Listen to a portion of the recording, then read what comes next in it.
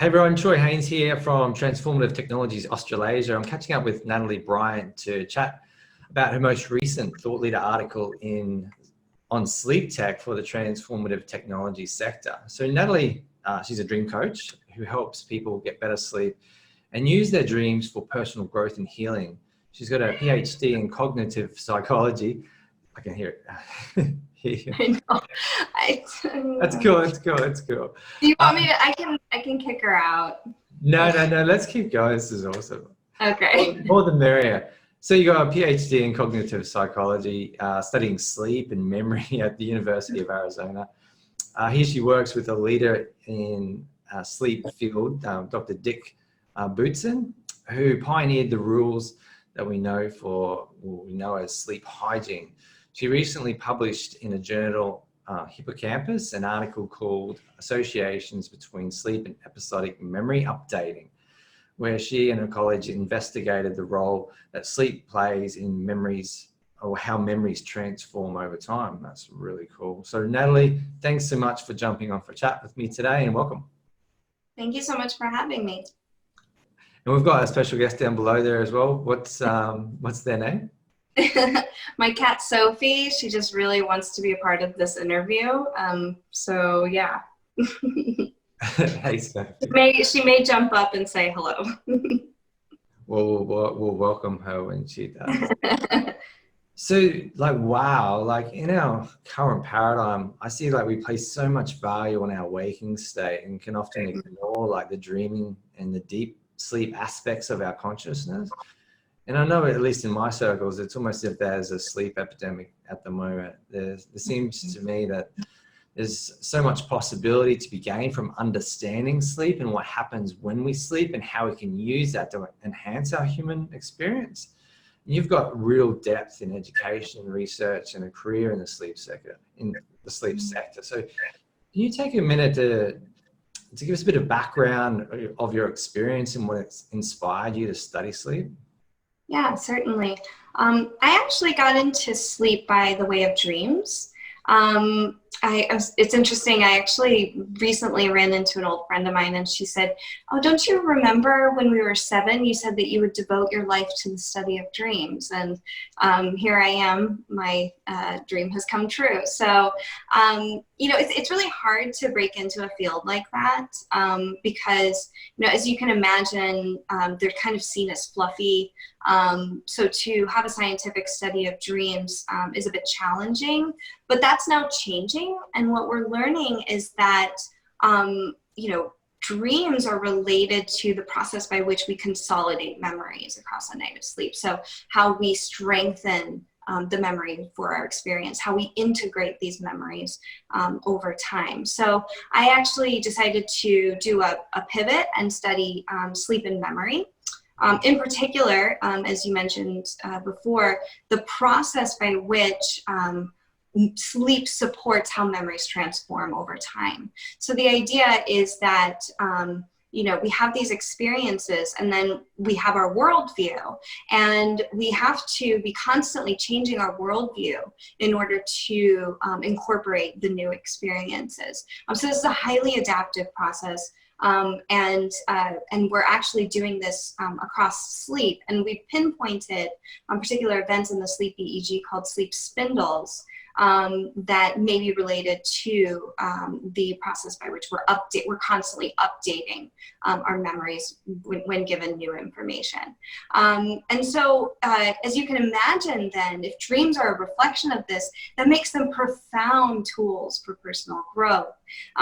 So what happened was I decided to keep one foot in science, but, having this new information about how dreams can really be used for self-discovery, I started my own coaching practice in which I incorporate dream work into some of the emotional healing that we can do, interpersonally.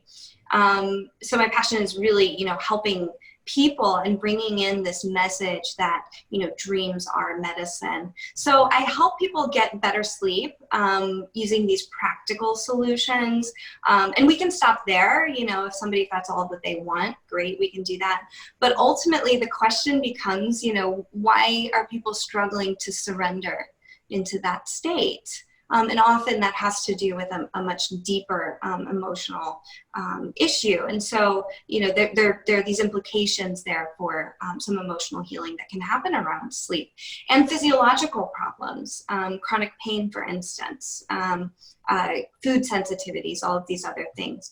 So I help people heal sleep problems and, you know, other physical problems using these emotional exploration techniques, and dreams are a really important tool in this process.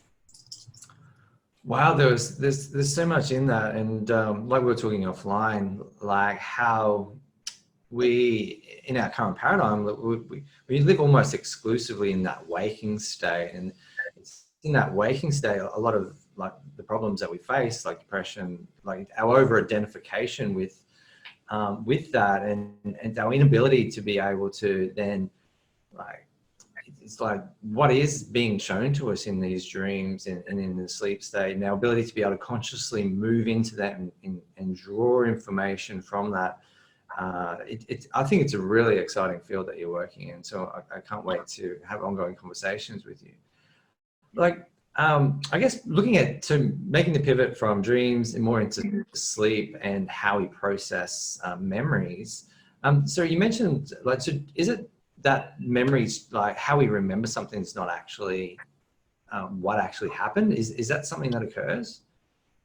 Certainly. I mean, we're always filtering our experience through our previous experience. And while this wasn't the work that I did, it's my partner actually did some work that shows that we actually use our memories before we're even consciously aware of a percept. We've already accessed memory and use that as a filter to help us to understand that information. So this happens below, you know, conscious awareness. So that happens all the time. And so, but I think what you're talking about is kind of like this assimilation accommodation issue, which is like, yeah, our worldview changes as a function of our experience, but then the opposite can also be true, where our experience can be changed as a function of our worldview, or, you know, how it's filtering what we're seeing. And that can happen in the moment, and that's more of like a perception issue, which is what my partner Jay Sanguinetti did his dissertation on. And then there's this other issue of, like, when we consolidate that information, do we then change it to be more in accordance with our worldview? And, you know, the theory is that yes, both of those two things are happening. Yeah, wow.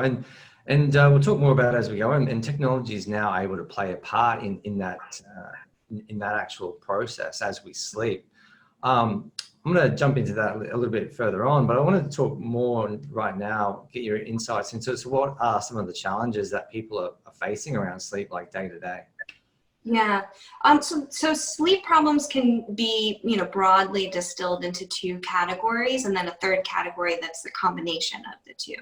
And so the first one is sleep onset insomnia. So just what this sounds like, it's basically an issue having trouble falling asleep. But then once they're asleep, they pretty much sleep through the entire night. And then you have the second one, which is sleep maintenance insomnia. And this is where people, you know, typically don't have a problem falling asleep, but then once they fall asleep, they're waking up every, you know, couple of minutes, 30 minutes, 90 minutes, whatever. And this is very debilitating, as you can imagine, because it's fragmenting the sleep period. And when we have fragmented sleep, we wake up feeling unrested. And it really doesn't matter how much sleep you got. If it's not a consolidated chunk of sleep of at least 4 hours or more, then we wake up feeling exhausted. And then, of course, you have the combination of these two, where people have a really hard time falling asleep. And then once they do, they're, you know, constantly waking up. But because sleep problems are so widespread, we've reached this critical mass at least here in America. So just as a reminder for your viewership, I'm not an MD, I'm not a clinical psychologist, I'm a coach. So if people want to see an MD or a clinical psychologist who specializes in sleep, they're actually, because the whole system is just inundated with people with these sleep problems, they're looking at a wait of like 6 months or more here in the United States. And if you've ever had a sleep problem, that is like an impossible amount of time to wait to treat this problem. Like, to live with that is just unthinkable. Not to mention, some sleep clinics don't even see people for insomnia anymore. They just don't even see them because that's all they would treat. So they've shifted their focus more towards like sleep apnea and parasomnias. So where does that leave the millions of people, right, that are struggling with their sleep and clearly suffering? So then you have people like me. There's this whole like field of sleep coaching that's emerging, and basically, like, we have the access to the tools, the practical solutions. You have the access. Anybody watching this has access to the practical tools, but then to have somebody deliver that to you in a structured way and hold you accountable all along the way is really what these people are looking for. That's what we're looking for when we seek treatment for our sleep problems. So you have coaches like me coming on and saying, I can offer this solution. Of course, we're not healthcare professionals, so we don't take insurance. You're paying for the convenience of being able to see somebody sooner. But I know a lot of people would give their right arm for a good night of sleep, and luckily I don't charge that much. But yeah, so these are the primary issues that we're dealing with in terms of sleep problems. And then you can get into the millions of Americans who have sleep apnea. And some of these other parasomnias, narcolepsy, for instance, or REM behavior disorder, where you're actually not going paralyzed during your dreaming sleep, and you're getting up and you're acting out these dreams, right? So those are obviously not that insomnia isn't a very challenging issue. But it's just that if the medical community only focused on insomnia, then they wouldn't have any time for anything else. So I think that's the main issue that people are facing right now. Yeah, wow, got it. So there's a valid challenge there. We see it all around us. Sleep, there's an epidemic almost happening at the moment. People are struggling with their sleep. Bringing it back to like tech, so you published 2 articles now as a thought leader for the Transformative Technology community on sleep tech. First being the sleep tech revolution, you need to know. And the most recent is Want to Sleep Better in 2020. Here's how tech can help and hinder your sleep goals. So looking at your first article, you mentioned that the impact of poor sleep is having a direct impact, not only on our health, but economically as well, as the lack of sleep costs hundreds of billions of dollars in lost wages and accounts for nearly like 1.2 million missed work days per year. So what's your comment? Do you mind commenting on this? Mm-hmm. Yeah. The issue with statistics like these, I think that was from Forbes magazine back in 2016, and it's used quite a bit. The issue with these statistics is that they really only come out. They're based on census data sometimes. They come out every 5 years. I know the CDC has yearly report called Sleep in America, and what I've noticed is that these trends have been fairly consistent. We're holding pretty steady in this, epidemic of sleep loss in America and around the world, broadly. So it's really difficult to look at the moment-to-moment impact on how certain technology can impact sleep because we just don't have that fine grain of data. But we know that it's having an effect, right? I mean, probably the biggest effect that a technology has ever had on sleep is the advent of the light bulb. I believe I talked about that in our last interview. You know, now we have light bulbs shining, you know, from the palm of our hand, shining directly into our brain. And that's, you know, delaying our sleep. That's causing issues with being able to get to sleep and have a good night's sleep. It's also, you know, creating a lot of arousal right before we go to bed. So it's affecting the architecture of our sleep, or how we go through the different stages of sleep. And so we've kind of complicated the whole story. And now we're developing technology that not only delays sleep, but also informs how, you know, how crappy our sleep is become as a function of technology. And I think, you know, really what this comes down to is growing pains. Anytime that you introduce a new technology, there's going to be sort of this calibration period. So with the advent of the light bulb, you know, we didn't used to sleep in one consolidated, you know, 8-hour period. A lot of people don't realize this, but we used to go to bed when the sun went down, and then wake up halfway through the night, and we would, you know, write or paint or, you know, have sex or, you know, whatever people do in the middle of the night when they can't go outside because there's no artificial light, right? And then go back to sleep and then wake up with the sun. So this idea that we need to have an unbroken 8-hour period of sleep is actually fairly new. And so when you think of it that way, we had some growing pains, you know, we're certainly in the growing pains period right now, in terms of the fact that a lot of people are completely unaware of the impact that light plays in synchronizing their sleep-wake schedule. And so we're holding these devices, you know, 6 inches from our face, that are emitting light within the spectrum of that's actually going to impact sleep. And then we're laying in bed and we're wondering, you know, why is this happening? So yeah, so does that answer your question? Yeah, well, that sort of highlights how technology is having a negative impact on us. And what I love about the transformative technology movement is what Nicole says, is we're taking the technology that sort of has been taxing our cognition, taxing our relationships, taxing our sleep, and pointing it in a new direction. And this is where we see a whole host of different apps and wearables and trackables coming to light in the sleep tech sector. Could you sort of share some of those technologies and how people are using them, and maybe just comment on what your thoughts are on some of these sort of apps, wearables, and how people are actually using them as part of, I guess, trying to get a better night's sleep at the end of the day?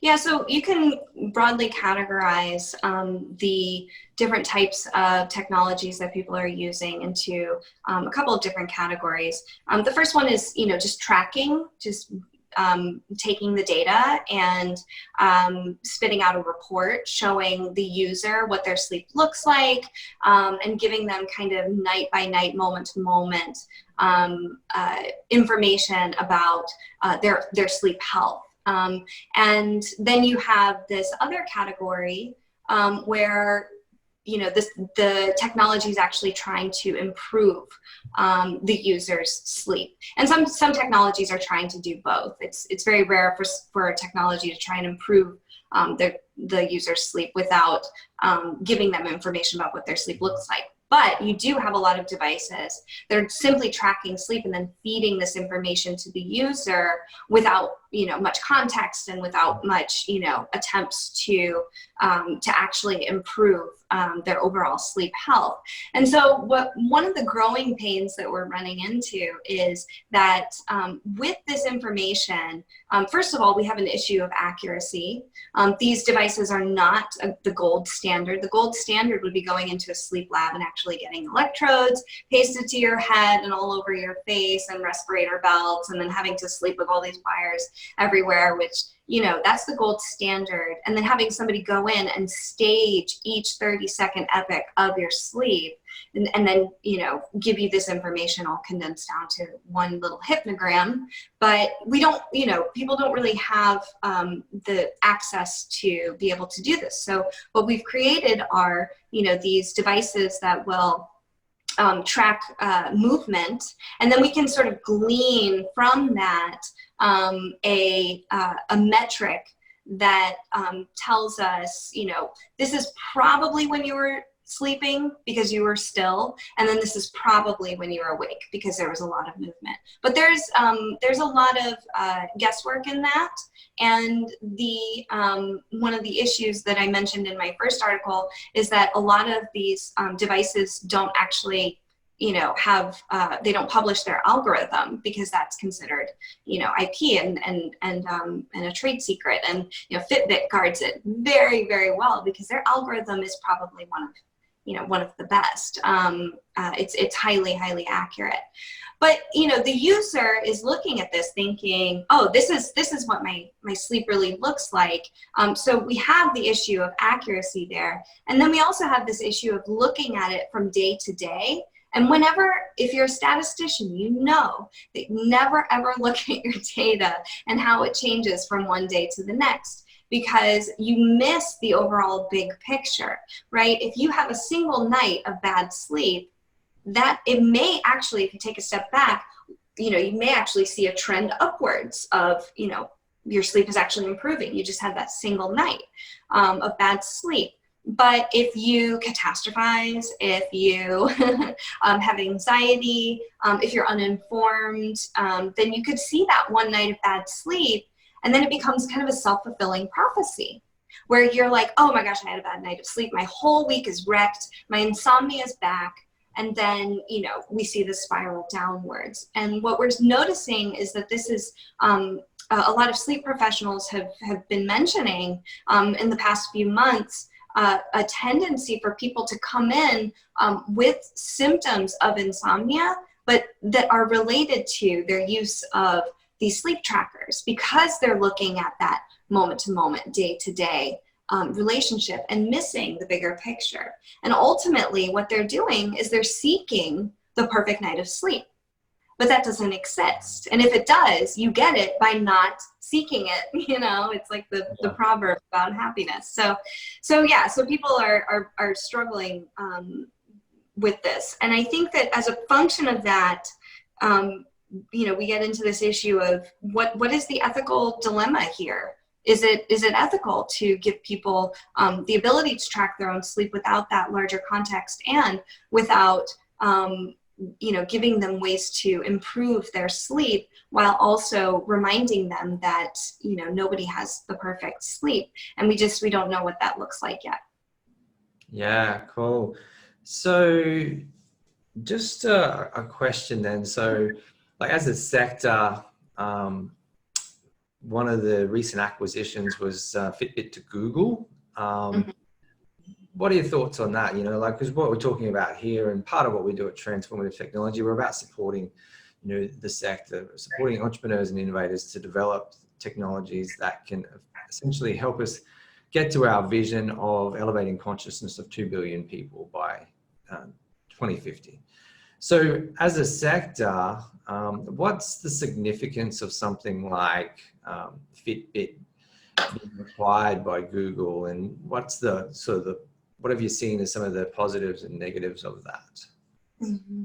Yeah, they're whenever you have a large database, acquire a smaller company that is ultimately tracking health data from its users, then that should raise some red flags. And it has been raising red flags. You do have a lot of the positives, which is that there's going to be more support.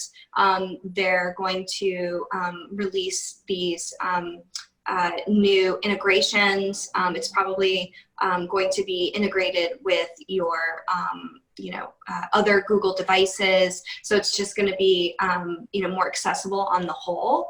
But that always comes at a cost whenever you're talking about big data like this. And, a lot of people are, for good reason, kind of freaking out about this acquisition. I actually have a close friend who threw his Fitbit in the garbage as soon as it happened. And a lot of people have taken to Twitter saying that they're doing the same. But I think that what we need to remember is that, you have a choice. You have a choice in what data you integrate with these like other devices. You have a choice whether or not you want to use that device once it's become acquired by a larger corporation. And you should always read up on the giant document of privacy policies, to become more informed, become an informed consumer.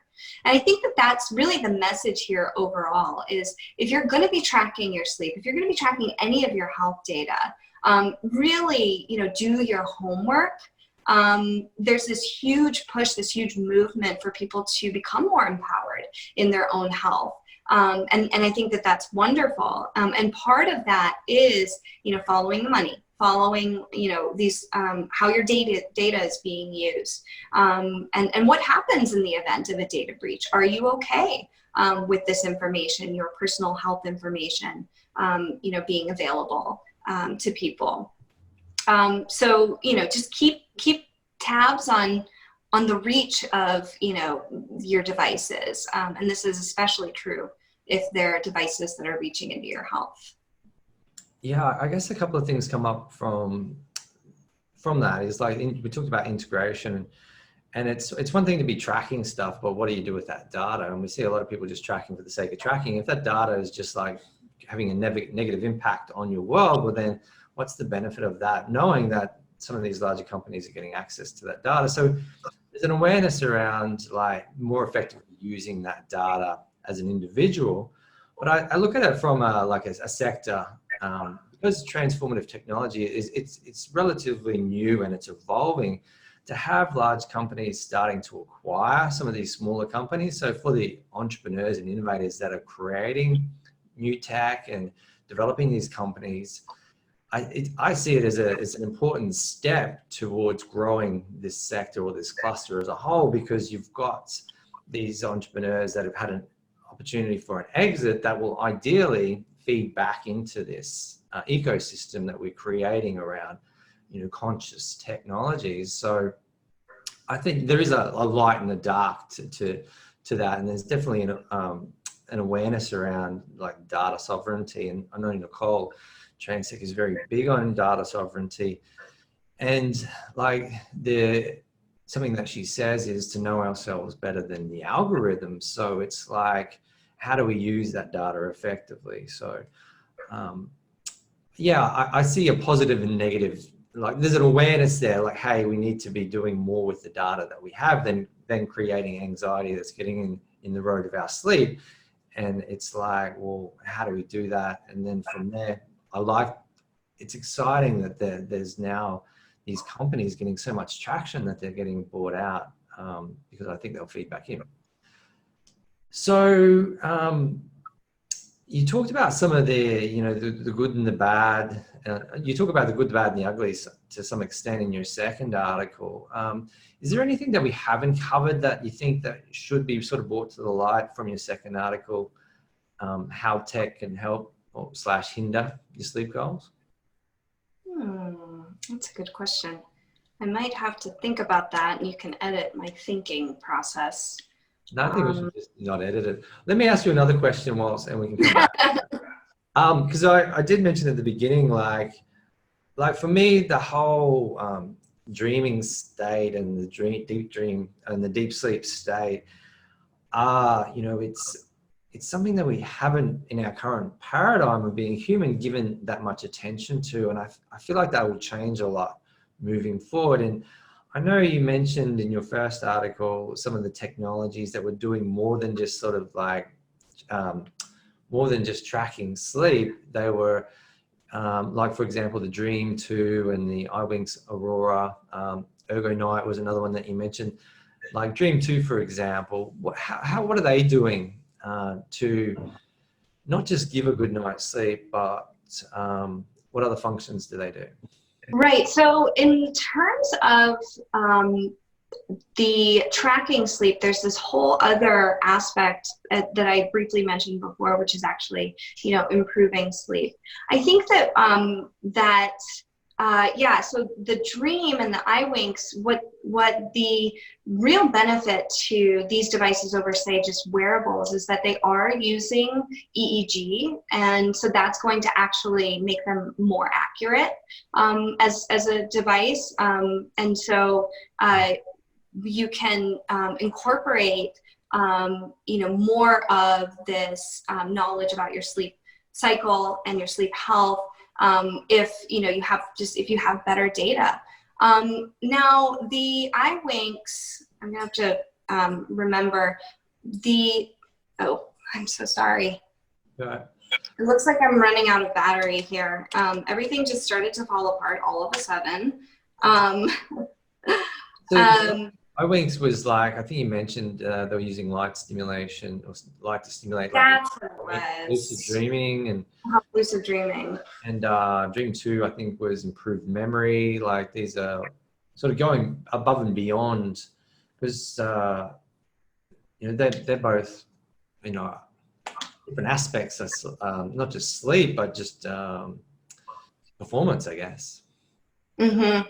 Yeah, I think when you incorporate, so you have like the tracking aspect, but then what do you do with that data, right? And so then you have devices like the Dream device, which actually uses kind of like a neurofeedback loop by taking in this EEG data and then recognizing which stage of sleep you're in. And iWinks does this too, except they use light.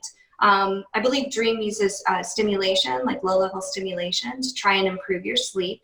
And then iWinks uses light to try and induce a lucid dreaming state. So Dream 2 is going to be looking for a certain stage of sleep, slow wave sleep, and delivering these pulses that will, boost that stage of sleep, and that's, backed by science, in order to get you deeper into that slow wave sleep. Whereas iWinks is, delivering light stimulation and detecting when you're in REM sleep or dreaming sleep, and then using light stimulation to try and induce a lucid dream. So you have two different devices that are doing two very different things, but they're both using, the sleep information. So it depends on, obviously what the user wants, but you have the capability to use this data to actually improve your sleep. And then you have, if your sleep is already wonderful, if you're one of the lucky few, and then you get to play with your dream world, then you have, the option to use something like the iWinks device. Now, a couple of things to also be on the lookout for is, this issue that I mentioned earlier of it's very difficult to get into a sleep lab. There's a very long wait, and then once you do, it's you may not get the treatment that you're exactly looking for, because some sleep labs don't actually even treat insomnia anymore. So where are the consumers left? Totally in the middle of the road without any support. So there's now become this market for really trying to improve people's sleep.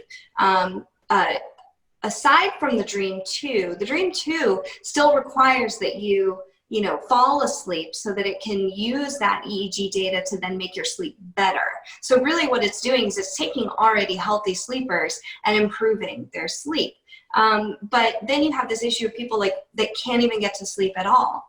Well, now you have a device called the THIM device, and this is based on data that a study that showed that the typical way that we treat sleep problems is by, it's a long 6-week protocol of sleep restriction. It has to get worse before it gets better. There's a lot of attrition, a lot of dropout.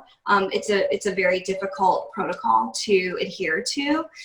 So what THIM has done is based on this research that's showing that just training the brain to fall asleep many, many times over and over again across a 24-hour, 30-hour period will actually help people fall asleep better. So that sleep onset insomnia that I'm talking about, where you have a hard time falling asleep, FIM says that they can, treat this problem in, I want to say, 3 days or something like that. And what you do is you basically sleep deprive yourself, and then, you allow yourself to fall asleep. So the device is worn on, I believe, on your finger, and it keeps you awake. You sleep deprive yourself for 30 hours, and then you go to sleep and you fall asleep, and then it wakes you up, and then you fall asleep again, and then it wakes you up. So you're training yourself to be able to fall asleep quickly and easily. So they claim, they had some really amazing claims on their website, that they're able to improve, decrease the time that it takes to fall asleep by 30 minutes, and increase their total sleep time of the user by more than an hour, and decrease time awake after falling asleep by 28 minutes. Now that sounds amazing. And so people are able to do this fairly quickly with that device. And then another one is called Better. And so this is actually probably more applicable to people with sleep apnea, but I believe they also have coaches for general sleep health. And so it's basically like an electrode that you stick to your forehead. It measures breathing, oxygen levels, sleeping position, heart rate, and then of course it gives you insight into, there's an app with an interface that will give you information about your own sleep and your breathing events. And then within that, they actually offer one-on-one coaching for people if they want to, say, go to sleep faster or stay asleep longer. So you do see this influx of, like, there is a need for more of this one-on-one support, and even, sleep improvement within, not just tracking sleep, but also improving overall sleep. And the tech sector is really answering that. Yeah, well, I guess when you were speaking reflecting to like 3 different stages that were discussed in transformative technology, and I think the headings change a little bit from time to time. They're still evolving, but it's like future basics, and it's helping people right now where they're at, where the market's at, is like just getting better sleep, getting to sleep, getting better quality sleep. But then, like, some of the things that I touched on then is, like, for the people that are already sleeping well, like, what's the next stage of sleep tech, and how can it help us to enhance consciousness and help us to enhance this human condition, and then on and on. So, like, sleep tech as a sector, I think in one of your articles you mentioned $2 billion worth of investment in 1 year. I think maybe it was in 2018. But they're suggesting by 2022 it's going to be an $80 billion like cluster, the sleep tech sector. So I don't think there's an end to it. It's like, so right now the market is just trying to get a good night's sleep, stay asleep, but I'm excited by, where it's going to evolve to in terms of helping us with performance and our potential, and like, wow. I mean, we spend a third of our lives asleep. So we used to think that was a waste of time, right? And so, I don't need to sleep, sleep is for the weak. And now we're saying, oh, actually, no, sleep is very important, and it can improve the other 2/3 of our lives while we're awake. And part of that, of course, is the restoration that happens. We have wonderful feats of immune function that happen across the night of sleep. And of course this issue of memory consolidation, but also, people are noticing that you have this, sleep and dream yoga, where people are able to go into their dream world and bring emotional issues and interact with them in a different way. We talked earlier about loosening the foundation in the system, you're doing that every night. So you're basically taking the foundational elements of selfhood, and you're suspending them briefly, you know, when you go into your dream space, and you're suspending the rules of reality. And this becomes, you know, a wonderful space for you to be able to experiment with, you know, things that you've never been able to do in your waking life. And, you know, a lot of people spend this time, they just, you know, fly around or ride in the Lamborghini or, you know, meet Oprah or whatever. But, you know, you can really hone this to work for you in a way that you're able to raise your consciousness and, you know, interact with your own consciousness in a different way and heal on a very, very deep level.